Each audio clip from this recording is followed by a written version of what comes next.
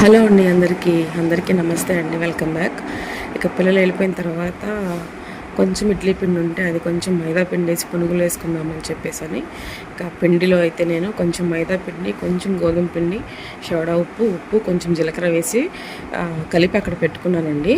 తర్వాత ఏమో ఒక 2 గుప్పుళ్ళ శనగగుళ్ళు, అలాగే ఒక 2 పచ్చిమిరపకాయలు, కొంచెం జీలకర్ర వేసి కొంచెం ఆయిల్ వేసుకొని కొంచెం చట్నీ చేసుకుందామని చెప్పేసి అవి కూడా చక్కగా వేపుకొని పక్కనైతే పెట్టుకున్నాను. చల్లారిపోయిన తర్వాత నేను కొంచెం మళ్ళీ కొంచెం పచ్చి జీలకర్ర, 2 చిన్న ఉల్లిపాయలు, అలాగే కొంచెం ఉప్పు వేసి చక్కగా దాన్ని మెత్తగా మిక్సీ అయితే పట్టుకున్నానండి. పోపు పెట్టుకొని చట్నీ అయితే రెడీ చేసేసుకున్నాను.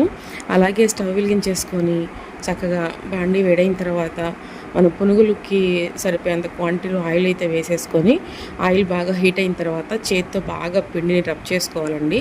రబ్ చేసుకొని చక్కగా చిన్న చిన్న పునుగుల్లాగా వేసుకుంటే అవి మనం కలుపుకునే విధానాన్ని బట్టి చక్కగా పొంగుతాయి అనమాట అండి. చాలా చక్కగా చాలా బాగా వచ్చినాయి అనమాట. పునుగులు కూడా చక్కగా రెడీ అయిపోయినాయి అనమాట. ఇలా ఇంట్లో టిఫిన్స్ అనేవి మా ఇంట్లో చాలా ఇష్టపడతారనమాట. పునుగులు అంటే మా ఇంట్లో ఉన్న వాళ్ళందరికీ ఇష్టమండి. బట్ ఈరోజు మా వాళ్ళందరూ మిస్ అయిపోయారు. నేను అత్తయ్య అయినా చక్కగా వేసుకొని తిన్నామన్నమాట.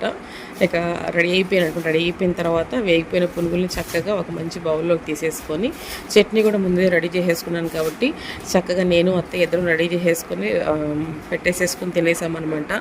ఇలా మంచి హెల్దీ అయిన టిఫిన్ మన ఇంట్లో అప్పుడప్పుడు ఇలా వేసుకొని తినడం మంచిదన్నమాట. Okay, bye.